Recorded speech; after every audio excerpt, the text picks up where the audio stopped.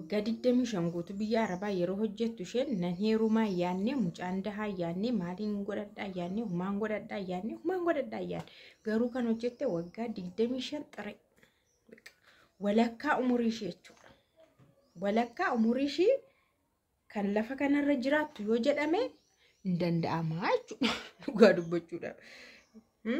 Inna achi booda maal goote obboleessa isheetiif umarratti waan obboleessi ishee hojjetu isheen kan ishiin hamma kana dalagaa turteeyyuu jireenya obboloota ishee sirreessuufidha.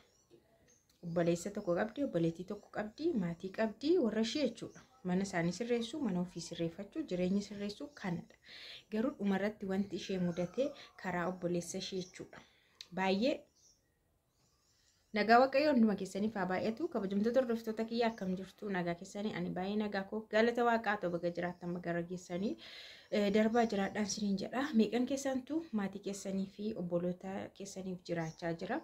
Obboleetta keessaniif bara fixaa jira. Meeqan keessantu isaaniin gaa'ila dhaabsisee, isaaniin heerumsiisee, isaaniin fuusisee, isaaniin achitti isaan wal horuu daa'ima godhatu hin jiraatu, hin baay'atu. Isin immoo jireenya keessan tokkittitti of mataa keessan bichaa taatanii meeqan keessantu hafe yookaas gara fuuldura yaaddoo akkasii meeqan keessantu qaba. Egaa obboleettiin kun waggaa 25 guutuu biyya Arabaati kan isheen hojjette. Biyya Arabaa hojjette kana keessatti milkoofteetti, garuu ofiishiitti milkoofteetti. Garuu maaltu hin jiru ree? Mucaan hin jiru, jaarsi hin jiru. Mucaas hin qabdu, jaarsas hin qabdu. Maalitti milkoofte ree? Mana warra ishee sirreessiteetti, mana ofiishii ijaarratteetti, obboloota ishee kana oddoo qaqabsiisteetti, fuudheera, gaa'ila qaba, mucaa qaba, fuuteetti. Achi gara biyyaa galte. Gara biyyaa galtee biizinasii wayii jalqabatte ofiishii kan mataa ishee jechuudha. Hojii biizinasii wayii mana isheetii dhaqxee kan hojjetattee galtu baqa. Biizinasii bareedaadha kan hojjetattu qabdi. Booda maaltu taaree isheen hojii isheetti fuftee biyya isheetti galtee uummata koo waa'een gaa'ilaa hin jiru, waa'een ijoollee akkuma isiniin jedhe hin jiru. Hojii isheetti fuftee obboloonni ishee immoo jireenya mataa isaanii qabu, gaa'ila qabu, ijoollee qabu. Amma inni dhiiraa kun maal godharee? Gaa'ila qaba, daa'imas qaba. Mucayyoo miskiina tokko immoo jirti kan shaayii buna gurgurtee jiraattu. Mucattittii sanaaf wal bara. Mucattittii sana wal bara. Maalitoo qabu? Gaa'ilatu qabu, ijoolleetu qabu, wal baraa jechuudha. Achi ishee faana wal baree bakka ushummaa jedhamtiire akka ushummaa jechuudha. Isheen xiqqoo mucattiin garuu hin beektu. Mucattiin hin beektu. Inni garuu ushummaa qaba jedhama. Inni mataasaa ta'u gaa'ila qabu, ta'u mucaa qabu yeroo akkana godhu ofiisaa isaa ushummaadha. Mucattiin garuu hin beektu. Gowwamseetu faana jiraata. Booda waa'ee obboleettii isaa kana waggaa 25 biyya Arabaa hojjettee isaaniin jijjiirtee hundumaa isaanii guuttee immoo itti hima. Obboleettii akkasiin qabaa, obboleettiin koo aarsaa nuu kaffaltee, otoo isheen achi hin deemne ta'e kanan qabu, kanan hojjedhu, nama akkasiin ta'u ture. Isheen garuu wayinii obboleettii kootiif garuu jedhee ishee kanatti baay'ee haasa'a. Akkas yeroo inni haasa'u maaltu itti dhaga'ama? Obboleettii isaa akkas mararsiifatu dubartoota hin jaallatan namichi kuni waan akkasitti dhaga'ama. Amma obboleettiin isaanii kun immoo ayyaanatti warra ishee obboloota ishee hundumaa mana isheetti kan isaan ayyaana dabarsan. Ayyaanni yeroo dhufu waggaatti ayyaanni 2 3 haa ta'u ayyaanota kana ishee biratti dabarsu. Haati abbaan obbolaan dhufanii sassaabamanii achitti dabarsu. Achi maaltu taaseetanii mucayyoon buna shaayii gurgurtu obboleessi ishee sun oskaadhaan faana jiraatu ulfoofteetti. Achi booda akka ulfataatetti himte. Ani ulfa akka hin taane isiniin jenneedhe. Dursee dura ulfa akka hin taane of eeggannoo godhi. Dogoggorri tokkollee akka hin uumamne siin jedheeraa jedheeraa natti fakkaata. Maaliif inni maatii qaba ishee alumatti faana fataa jechuun malee hin barbaaduun. Amma faana deeme dhiisaa jechuudha. Mucattiin ulfataateetti. Booda ulfataatee itti himte. Maal godharee namni kun ulfata ushii gaafa argu naannoo sana akka isheen dhabamtu godhe. Meeshaa kee maalii kee fudhadhuuti iddoo kana badii jedheen. Iddoo isheen hojjettu. Akka iddoo biraatti hojjedhu jedheen. Lammata maqaa koon dhayinee nan beektu sin beekuu ta'uu baannaan jedhee doorsise. Acheessa deemtire mucattiin harkuma qullaa kottuti mana obboleettii sana inni itti faarsu ishee waggaa 25 biyya Arabaa dalagdee dhufte immoo itti agarsiiseera manni ishiis kanadhe. Kottu mana ishii jala taa'e bokkaan rooba. Mana ishii jala teesse ganama bariidhaan dhuftee jechuudha. Achi isheen balbala ishii banattee karra sa'alaa banattee yeroo deemtu balbala jala namni durbiin talli tokko miskiinni nama azaziisu tokko bokkaa keessa teesse. Xilaa qabattee yeroo teessu achi jala deemtu achi jala teesse. Bira darbitee kaatetti deebite. Indee maani eenyudhaati jettee. Minaamin eenyuwaatee naattu iddoon seen iddoon dhaquu dhabee jennaan asuma taa'ee. Humaan qabu firas hin qabuwanii baadiyyaadhaan dhufeetteen. Achi isheenuu azantee fi shikootti ol gali manattetteen. Mana ishiitti ol gashitee ayyaani gahaa jiramuuti. Ayyaani akka gahuu guyyaa 3-4-5 hafa akka bara haaraan gahuuf jechuudha. Akkuma bara haaraa dabarsine achi mana ishiitti ol gashitee uffata manuma keessaa kennitee fi waan hundumaa kennitee fi mucattiin baadiyyaadhaan dhufne magaaluma keessaa hojii hojjetti garuu obboleettii kan ishee ulfeesse obboleettii shiiti. Obboleettii haadha manaa sanadha waan ta'eef isheen achumaan achi seenteetu itti bakka karaa yoo argatte beeksifachuuf minaamin kanadha. Wanti isaa adeemsa mucattiin ittiin dhufte. Achi ishii jettee ol gashitee uffatatti uffistee maal jettee manuma ishii keessa keesseenii ayyaana wajjin dabarsu waan ayyaana kana hunduma walii galanii hojjetanii uffata bittee fi ayyaana kanatti bakka maal jettee maatiin ishii gaafa ayyaana gaafa dhufanii maaltu ta'a seetanii gaafa ayyaana gaafa dhufan inni sin dhufa ka. Inni sun dhufa. Dura garuu mucaa waggaa 12 qaba namichi humti ishee kana ulfa godhe. Mucaan isaa waggaa 12 isheen hangafa jechuudha. Isheen sin dhufti maatii hunda dhufa waan ta'eef. Achi isheen immoo dawwaltee iyyuu adaada ishii kana jechuudha uffata naa bitteetti jetteetti hin dhufti waan ta'eef. Baay'ee jaallatti ijoollee obboloota ishii kana baay'ee jaallatti waan ta'eef isheen hunda isaanii kunuunsi kan biraan qabdu kaa mucaan qabdu maanii jaruma kunuunsiti jaruma guddiste ergaas dhuftees. Achi gaafa ayyaanaa hunduu gir jedhee siniin dhufuure namichichi sin dhufe achi keessa jira. Innoon na dhufu mana ishiitti arge. Hiyyaanne kan mana obboleettii koo dhaqxee achitti na qabsiiste achitti citiin koo bayee achitti tawaarradee awwaarrada madee abadan yaadeen beeku. Suruma yaanni baddee haftise. Achi mana sana keessatti ishee arge.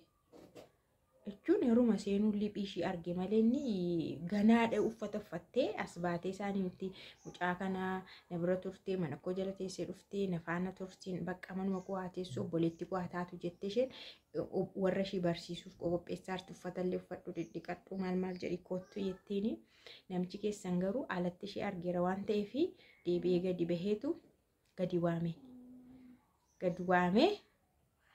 gadi waameetu akka nama tosaan haasa'anii jiramti kanuma gadi bahee kan nama silkii haasa'u kan mana fincaanii deemu wayii hin jiru gadi bahame.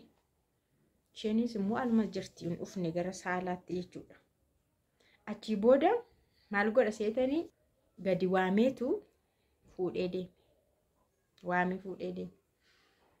Achi bakka waan jedhes hin beekamu waan godhes hin beekamu yeroonni gadi bahee ishee waamu garuu mucattitti ishee waggaa 12 sunu gadi baatee turte argiteetti. Innaanni waamu argiteetti. Mucaan illee hin beektu. Isa booda fuudhee mana sana kee adeeme. Fuudhee deemee fageessee qarqara geessee iddoo caakkaa wayii geessee jechuudha. Amma mana akkasuma xinnoo waxaa godhanii caakkaa hin argamu bargoodaa wayii mukunni faamnaan hin argamu. Achi geessi mucaa keessa silti godhi dhabama godhe ajjeese mucatti ajjeesee achumaan inni sokke. Achi xiqquma waan ta'eef hin argama xiqqooma ishii manarraa achi fagaatee xinnoo akkuma muka caakkaa wayii jira malee caakkaa isa baadiyyaa miti bara.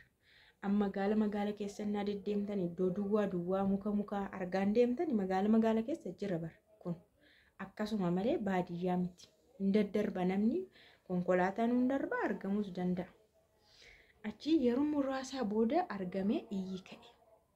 Ishiin dura garuu mana keessaa waamaa turte maqaa ishii waamti hin dhabde.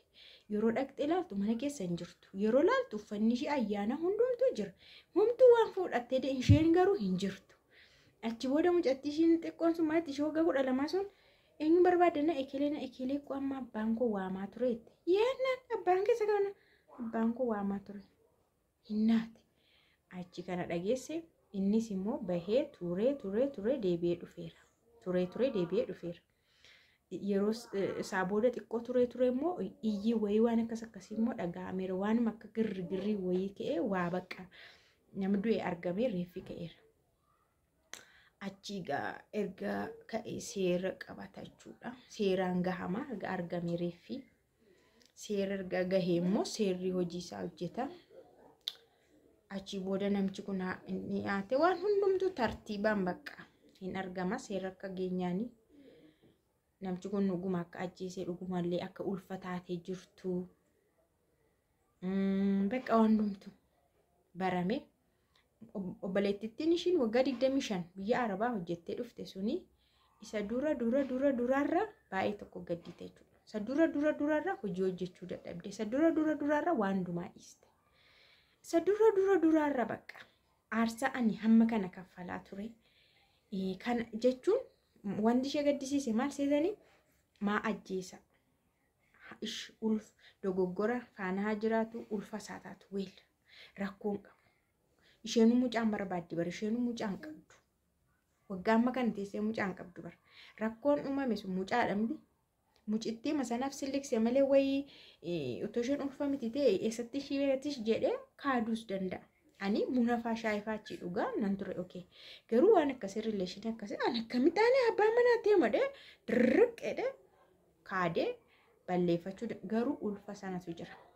Ulfa sana waan godhu waan dhabee fi mucattii sana silliq godhee hudheetu ajjeese. Isheen obboleettiin sun bakka sammuu ishiin hadeedee hin hadoode orma seetee isheen obbira kaa'uuf turteeyyuuti kanallee hin beektu. Yeroo ulfa dhageettu immoo baay'ee gadditee. Ofiishillee mucaan qabdu mucaa sana deessee guddifachuu dandeessi turte. Obboleettittii sanallee obbiratti qacaruu dandeessi biizinasii qabdi turte. Waandumaa akka shashafanameetu sirratuu danda'a ture. Waan hunduu yoo haati manaallee haadha manaallee dhoskuun hin danda'ama ture. Isa qobaatti sirreessanii kana booda waan akkanaatti hin deebi'inni bakka gaa'elinni sunis akka hin diigamneef jechuudha. Gaa'elinni sun akka hin diigamneef osku. Mucaamoo haadeessu weeldan obboleettiidha adaadaadha isheen kun adaadaadha hin guddifatti ishee sana immoo hojiitti gashiti. Namni yaa'u ani hin beeku garuuf na azansiste isheen ulfataate akkanatti silliqsamte. Zooroo jechuudha hojii dhiiraa laala. Zooroo hojii dhiiraa laala. Ofii haadha manaan qabadhee dubartii ishee kan biraa mana kaawwatee haadha ijoollesaa ishee hammatee bulaa ishee waan barbaade. Ishee dhaagodha. Ishee tokko immoo irra deema hacuuca itti fayyadama yeroo ishee gubaa umarratti lubbuu ishee baasa. Dhugaa dabarra waa'ee hojii warra dhiiraa baay'ee nama gaddisiisa dhugaa dubbachuudha. Bineensa nama yeroo amma ishee kan akkana godhee ajjeesu bineensaan garaagarummaa qaba.